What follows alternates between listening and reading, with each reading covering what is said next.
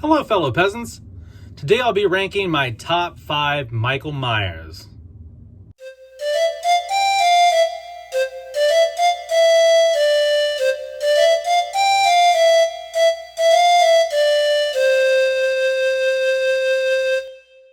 Alright guys, so I'm going to rank my top 5 Michael Myers. What do I mean by that? Well, I've already done a mask ranking on the channel here. I did that last year around the same time that I reviewed Halloween Ends.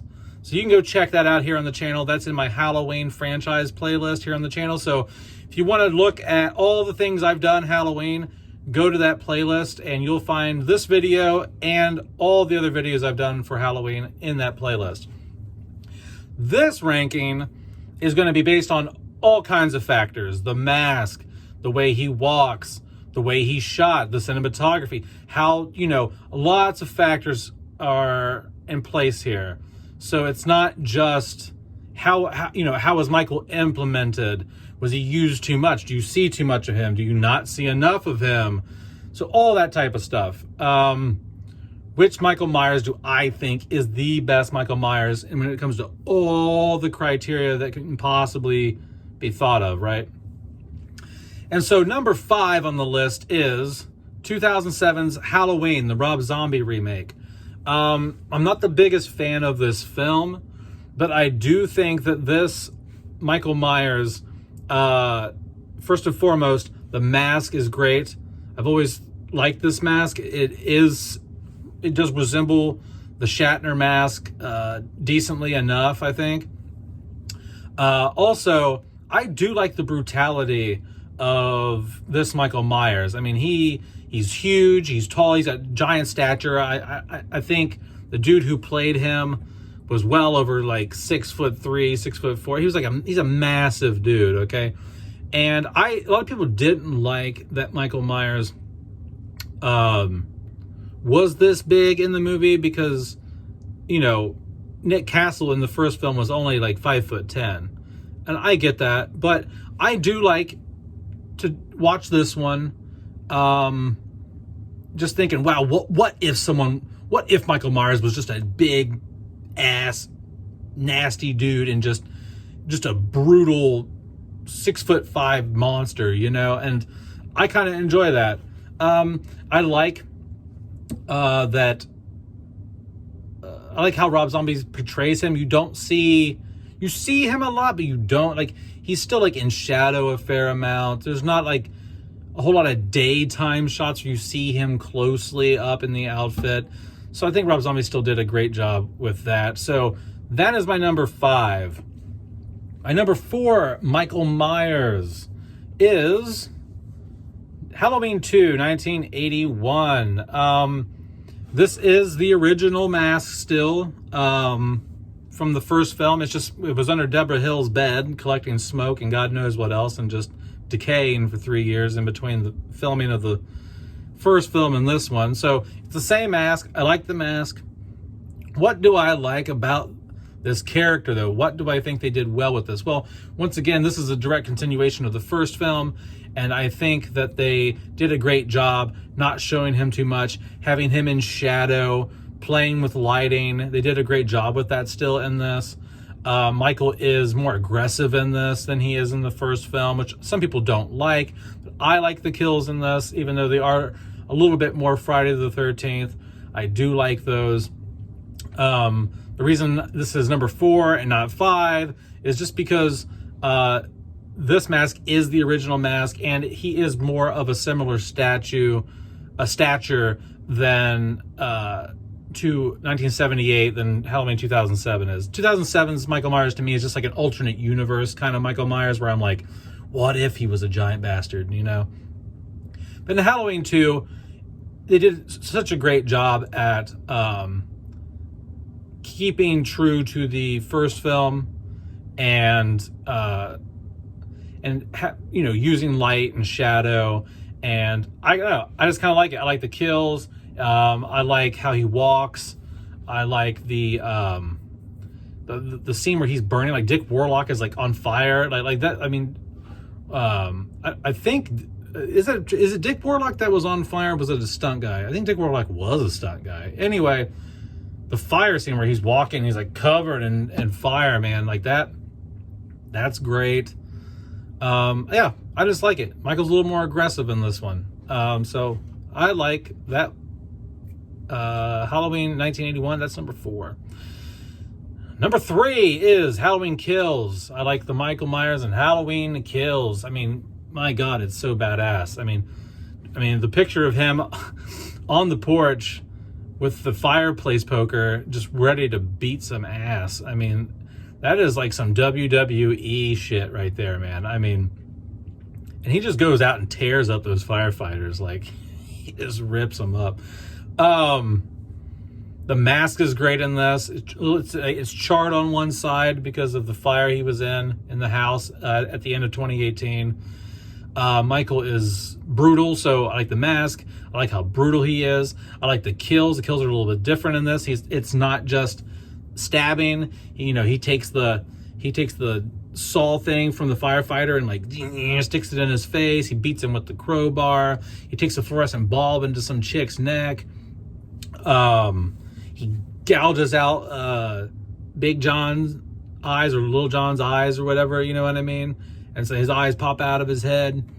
And so there's different kills in this. And this is a knife kill still, but it's not just a stab kill. Like when he shoves the knife up in the guy's face in the car, the guy who's dressed up as a doctor or nurse or whatever. That's pretty cool. It's a pretty cool kill. That's like a Friday the 13th type kill, which is pretty cool to me. And the lighting, the shadow, you don't see too much of Michael in Kills again. You see just enough, and I think he's menacing enough, and that's why he makes number 3 on the list. Number 2, my number 2 Michael Myers of all time is from Halloween 2018.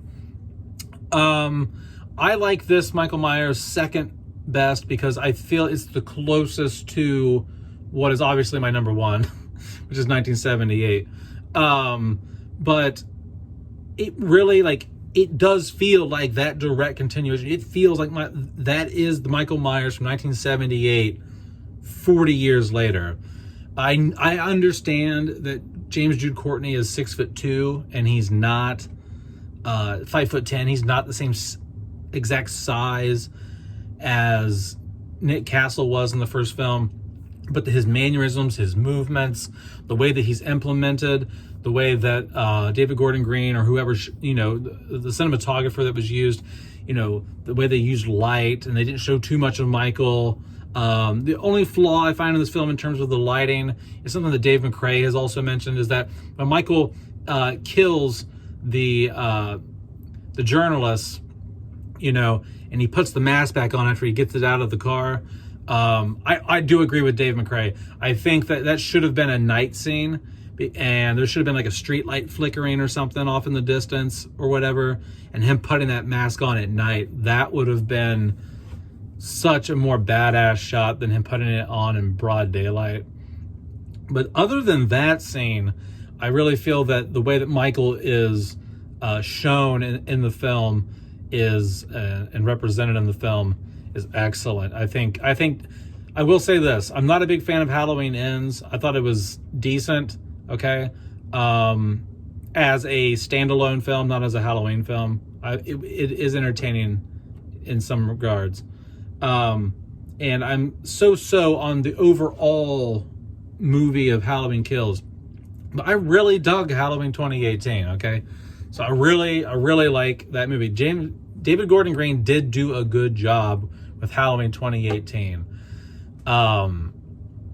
So they did. Other than Michael and Halloween Ends, because Michael doesn't get hardly any screen time in Halloween Ends, all of the David Gordon Green trilogy, they fucking nailed pretty much. I mean, when Michael's on screen, they nail Michael Myers, okay? Like, that's what that trilogy does well. For all the other fuck-ups they made, they really nailed Michael. Whether that's how they portray him or the mask that Christopher Nelson made. And finally, number 1 is, of course, 1978's Halloween, the original, played by Nick Castle. Why is this number one? Well, it's the most natural portrayal of Nick Castle. Was just a 10-foot skinny guy, not 10 foot, 5'10" skinny guy who wasn't trying too hard. You know what I mean? John Carpenter, Nick Castle was like, "What do you want me to do, John? How do you want me to?" And he's like, "Nick, just walk, Nick." And so he just walked like a normal dude. You know what I mean? Like Nick Castle just walked around like a normal dude. He was a normal stature. He wasn't a tall guy. He was a smaller guy. Not the 5'10" short or anything, but 5'10" is just average height.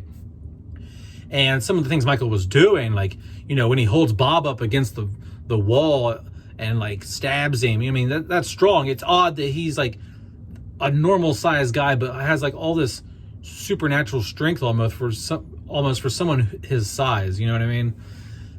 So that makes it creepy. And just the mask, just the simplicity of the mask, the way that they play with light and shadow. You don't see, okay, so like the way they play with the light and the shadows with Michael's mask in the first film is genius.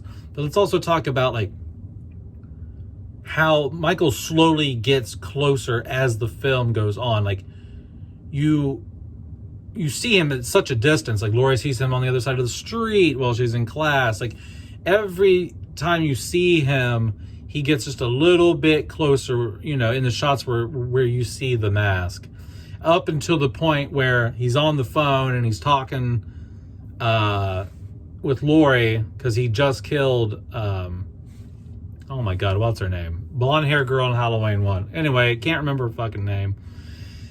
And so he just killed her, strangled her with the phone cord, and he's on the phone with her. And that's the first time. We're over an hour into the movie, and that's the first up-close shot we get of the Myers mask. You know, they take their time. It took its time to build that suspense, build the characters, show you what the bad guy looks like, you know.